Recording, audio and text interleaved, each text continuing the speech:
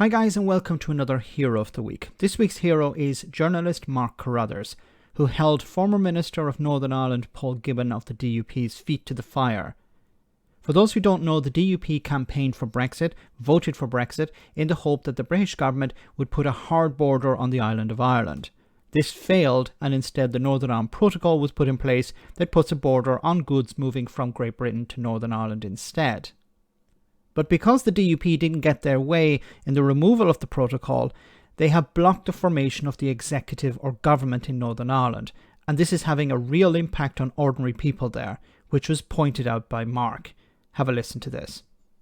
The point is that you think the protocol is more important than driving forward the reform you say needs to be relentlessly implemented, and you don't see a contradiction in that position. Well, when I meet with medical practitioners and they say to me, we're really concerned about the movement of drugs across from Great Britain into Northern Ireland because of the implications of the protocol, I think everyone should be concerned about how that and not having an executive helps, does it? Oh, I would much rather we have an executive. You could have one next week. I want to get an executive, and if we can get the barriers removed, then we'll have an executive next week. That responsibility lies with the UK government and the European Union. No, it relies with the DUP, who've taken a political decision not to have Stormont working at the moment under the current circumstances, because you think that the issues of concern to you are more important than anybody else's issues, including health.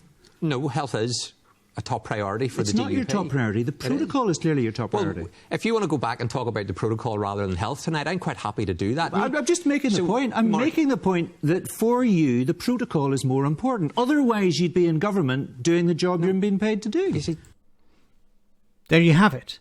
There you have it. If the DUP cared about health, if they cared about cost of living, if they cared about these issues, they would have formed the executive in order to free up money to deal with these problems. But instead, they're focused on the protocol. They don't, because, look, members of the DUP, the politicians I'm talking about, are not impacted by these things. Because if they're not impacted, they don't care about them. The DUP don't care about the impact the cost of living is having on the people of Northern Ireland. They don't care about health issues. They don't care about any of this because they're not directly impacted by it. So their focus is political, is on the protocol. And remember, the protocol exists as a consequence of Brexit. As I said before, Brexit is the fire, the protocol is the fire extinguisher, and the DUP want to get rid of the fire extinguisher. And they're saying, look, unless we get rid of the fire extinguisher, we're not going to form an executive, because you need both sides to form an executive. You need the biggest party on the nationalist side and the biggest party on the unionist side to form an executive. That's a consequence of the Good Friday Agreement, which the DUP obviously were against when it was first signed. The European Union has said that they want to work with the executive to iron out the problems with the protocol. Nobody has said that the protocol is perfect. But in order to resolve the issues, the EU want to speak with stakeholders in Northern Ireland. They want to find solutions, but in order to implement some of those solutions, they need to get feedback from the executive. But the executive is not sitting at the moment. Why? Because the DUP are playing political games. Now, the alternative is for the UK government to do these things. But once again, it's better to have people on the ground who understand local problems. There's no point having Westminster decide these things, because Westminster is far away in many senses. It makes more sense to have the devolved government implement devolved policies to help people in Northern Ireland resolve their problems, be it the cost of living or health or whatever. But the DUP are blocking this. And it's great that there is journalists like Mark Carruthers calling this out. You could form an executive tomorrow, but you're deciding not to. You're throwing ordinary people in Northern Ireland under a bus for political gain. Because the DUP can't, in a sense, they've painted themselves into a corner because they can't go back into the executive now because the protocol remains. The protocol is not going anywhere.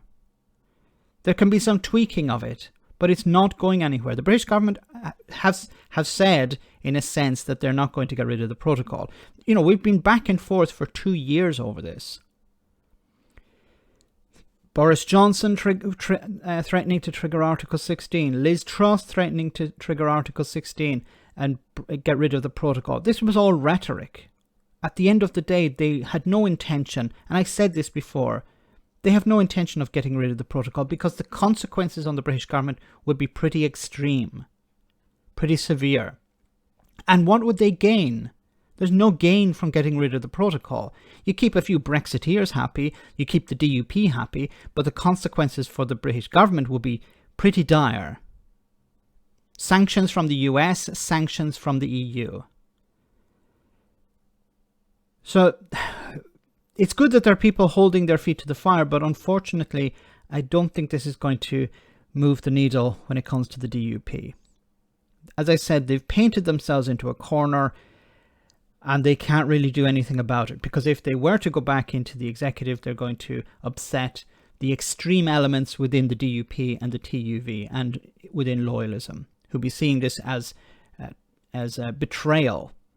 They shouldn't have actually put down this red line. There was no reason for it. There's no benefit. It's just they were trying to keep Sinn Féin out of government. They're so upset, it seems, that Sinn Féin won more seats than them, so that there would be a Sinn Féin First Minister. They're doing everything they can to stop that. It's pathetic. Pathetic on so many levels. Let me know in the comment section, guys, what you think. As always, your comments are greatly appreciated. Thanks a lot.